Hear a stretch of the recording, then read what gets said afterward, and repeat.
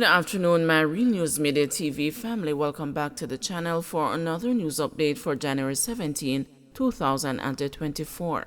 And in the news this afternoon, Jamaican mom in despair as a son and a grandson disappear on Mexico-US border crossing trek.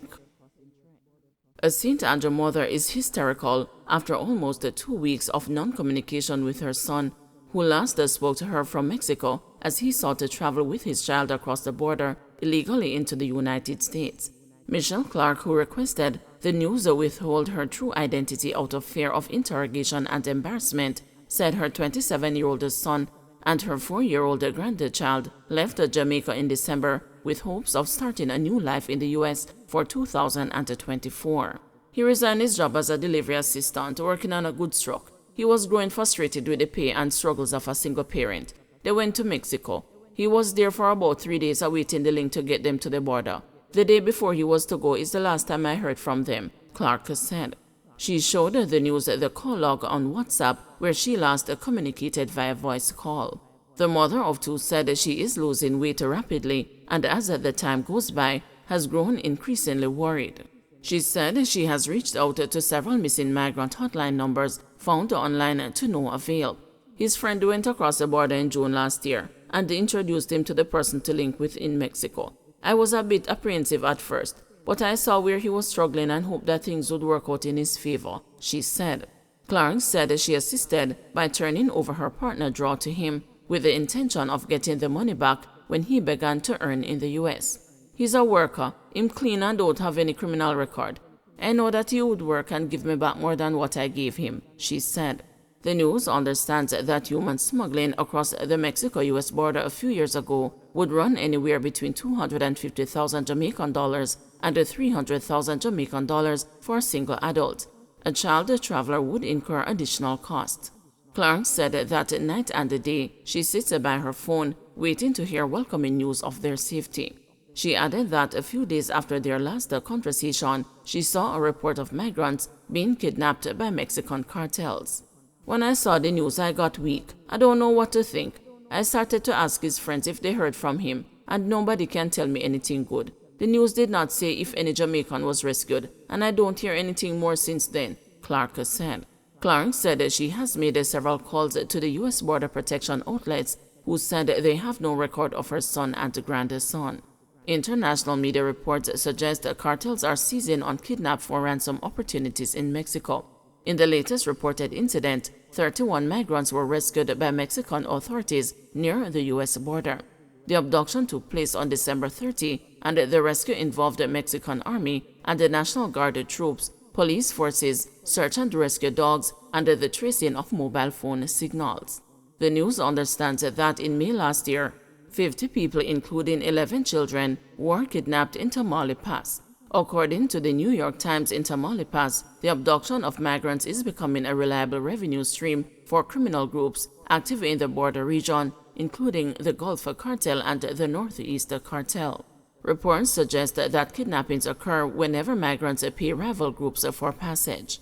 The New York Times reported that after a pandemic-era border rule, which led to the expulsion of many migrants from the U.S. to Mexico, advocacy group Human Rights First tracked at least 13,480 reports of kidnapping, murder, torture, rape, and other violent attacks on migrants and asylum seekers. U.S. Homeland Security statistics indicate that border authorities encountered more than 225,000 migrants along the U.S.-Mexico border last December, marking the highest monthly total recorded since 2000. The data also shows more than 11,700 migrant children are also in federal government custody. Senator Kamina Johnson-Smith, Jamaica's Minister of Foreign Affairs and Foreign Trade, last year during a post-cabinet press briefing at Jamaica House, implored Jamaicans to not attempt to enter a country illegally.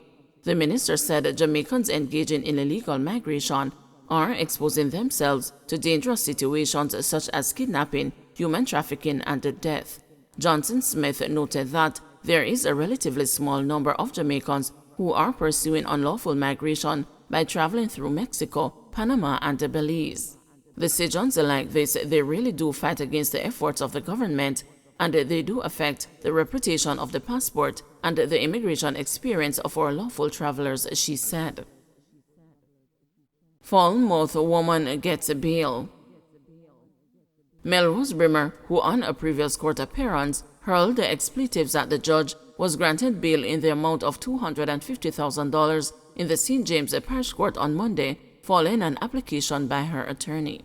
On January 3, after presiding Judge Keisha Grant Price denied her bail, Brimmer told the judge to perform an oral sex act on her mother.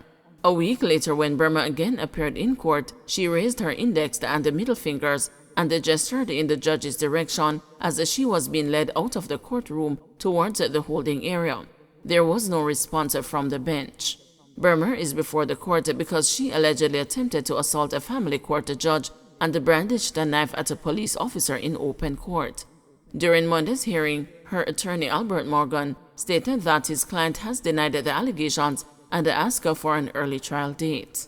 If the matter is going to trial, it would not be in this parish, the judge advised the lawyer. Before granting her bail, Grant Price cautioned Brimmer about her actions and emphasized the value of self-control. "You were popular last week. What you did was horrible. You didn't make the news in a positive way last week," the judge told the accused woman. "You stood there and you hurled the expletives at a judge. That was disrespectful, Miss Brimmer. There is nothing that I did to merit that. I did not go outside of the law. The chief parish court judge called me to find out exactly what went on. Don't do that, ma'am. You can't keep making excuses for your bad behavior. I did not take away your son." There was no reason for that outburst. Sometimes we can be right and still hold it down. Control that behavior because it can only make matters worse. Calm yourself down, take deep breaths and sometimes trust the process because you don't have all the answers, the judges said. She then told the woman she was offering her bail and that she was to return to court on February 8. The judge then appealed to the person who stood bail for Brimmer to ensure that she is back before the court for the mentioned date. She also noted that the case file is not ready as some statements are still being collected. Brimmer had appeared in the St. James Parish Court to answer to charges of disorderly conduct, assault at a common law, and the possession of an offensive weapon. Those charges stemmed from allegations that she attempted to attack a family court judge and a police officer in open court last December. She was taken before the family court for a case involving her 11-year-old child who is said to be in need of care and protection. The child has also been diagnosed with Down syndrome, which may cause delays in mental and physical development, as well as increase the risk for health problems. According to court documents, on December 6 last year, Brimmer became agitated after the judge decided to place her child in state custody. She allegedly attempted to hit the judge with a chair. Brimmer was restrained by a police officer. However, as she walked along a passage leading to the holding area while being taken into custody, she drew a knife that she had hidden among a stock of boxes containing court documents. She allegedly held up the knife and told the officer, "You're an idiot. Look how easy I could have killed you." She was arrested and charged with disorderly conduct, assault at a common law, and the possession of an offensive weapon. It was while answering to those charges on January 3 that she hurled abuse at the presiding judge Keisha Grant Price. Mayor appeals for COVID-19 related hospital visit restrictions to be modified. There is an appeal for the Ministry of Health and Wellness to reverse a visitation protocol imposed at the public hospitals during the COVID-19 pandemic. The protocol allows only one person to visit a patient per day. Mayor of Morante Bay Hubert Williams, who raised the issue during a recent meeting of the St. Thomas Municipal Corporation, said the arrangement was causing serious hurt for people who are unable to pay their final respects to relatives who are nearing death. Mr. Williams shared a personal experience at the Princess Margaret Hospital when he and his brother, who had come from overseas, went to visit a dying relative. He said they were both allowed on the ward only after the hospital's chairman intervened. Mr. Williams wants the protocol to be reversed or relaxed to allow people to visit their ailing relatives. In response, Dr. D.O.N. Smith, Medical Officer of Health in St. Thomas, said hospitals are transitioning from the COVID-19 visitation protocol, albeit slowly. He said some hospital administrators have not been rigid about the rule. It's sad to say, like me and my brother, which one